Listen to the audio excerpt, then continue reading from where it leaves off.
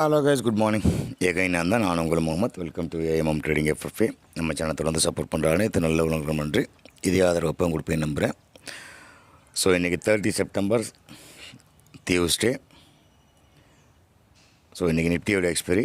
So அதை பார்க்கறதுக்கு முன்னாடி வழக்கம் போல் குளோபல்ஸில் என்ன மூவ்மெண்ட் இருக்குது, ஸோ அது எந்த அளவில் நம்ம மார்க்கெட்டுக்கு தாக்கத்தை ஏற்படுத்தும் அப்படிங்கிறத பார்த்துட்டு அதுக்கப்புறம் நிஃப்டி, தென் சென்செக்ஸ், முடிஞ்சால் பேங்க் நிஃப்டியை பார்த்துட்டு முடிச்சிடலாம்.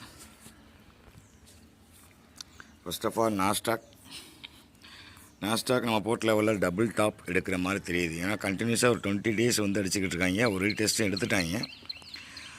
பட் எடுத்தவங்கனால அந்த மறுபடியும் அந்த ப்ரீவியஸ் ஹை, அதாவது 24,800க்கு மேலே போக முடியல. ஸோ அதுக்கு மேலே போகாத வரைக்கும் கம்பல்சரி அவனால் வந்து மூவ்மெண்ட் கொடுக்க முடியாது. ஸோ 24,800க்கு மேலே போனால் மட்டும்தான் போகணும். அதுவும் இல்லாமல் அந்த சேனலோட டாப்பில் தான் இப்போ வந்து ஆடிக்கிட்டு இருக்காங்க, அந்த டாப்போட எட்ஜில். ஸோ இது இப்படியே கன்னியாகும் பட்சத்தில் கண்டிப்பான முறையில் ஒன்று இந்த டாப்பை உடைக்கணும். பட் ப்ரியாரிட்டின்னு பார்க்கும்போது இந்த குளோபலில் கொஞ்சம் இஷ்யூ ஓடிக்கிட்டு இல்லையா, இந்த தனிநாடு, காசாவோட கொள்கைகள், அப்புறம் இஸ்ரேலோட அட்டாக் நிறுத்தப்படும் அப்படிங்கிற மாதிரி ட்ரம்ப் நிறையா அறிக்கையில் விட்டுருக்காப்புல. அது ரெண்டும் பேசுமா பேசாதா அப்படிங்கிறது அடுத்த விஷயம். ஸோ அது ரெண்டும் பேசி ஒர்க் அவுட் ஆகுதா இல்லையாங்கிறது வந்து பேஸ் பண்ணி கூட நம்ம மூவ்மெண்ட் நடக்கும் மார்க்கெட்டில். ஸோ அந்த வகையில் பார்க்கும்போது நாஸ்டாக் இறங்கும் முகத்துக்கு தயாராகிற மாதிரி தான் எனக்கு தெரியுது. பட் இன்னும் கன்ஃபர்மேஷன் இல்லை. ஏன் அப்படின்னா 800க்கும் 550க்கும் நடுவில் நிற்கிது. ஒன்ஸ் இந்த 550 உடச்சி கீழே வரணும், இல்லைன்னா 800 உடச்சி மேலே போகணும். அப்போ தான் வந்து நம்மளால் ஒரு கரெக்ட் டெசிஷன் எடுக்க முடியும். ஸோ இப்போ மிடில் நிற்கிறனால நம்ம வந்து எந்த ஒரு மூவ்மெண்ட் எடுக்க முடியாது. ஸோ எனக்கு தெரிஞ்சு இந்த 550 உடச்சிட்டாங்க அப்படின்னா ஃபர்தர் கீழே வர்றதுக்கு தான் பாசிபிலிட்டிஸ் அதிகமாக தெரியுது கைஸ்.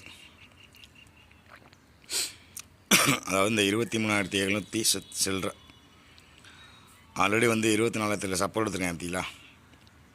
இதுதான் வந்து மேஜராகவும் இருக்கும், அந்த டபுள் டாப்போட எட்ஜு எண்டும் கூட. ஸோ இங்கேருந்து பார்த்தோம் அப்படின்னா வெறித்தனமான எஃபெக்ட்டு, தொடர்ச்சியாக ஒரு ஏற்றம் தான், இறக்கமே இல்லை. ஸோ அங்கேருந்து ஃபால் ஆகுதா இல்லைங்கிறத அப்புறம் பார்ப்போம். ஸோ டவ்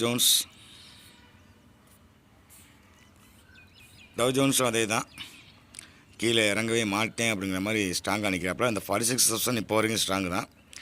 மேலே இந்த 350 அதை உடைக்கணும் அப்படிங்கிறத சொல்லியிருந்தாங்க முன்னாடியே. 350, 450, 650 அதுதான் வந்து சேனலோட டாப்பு. 650 அதை கிராஸ் பண்ணால் தான் அடுத்து all time high, new all time haiku transfer ஆகும் டவ் ஜோன்ஸ்.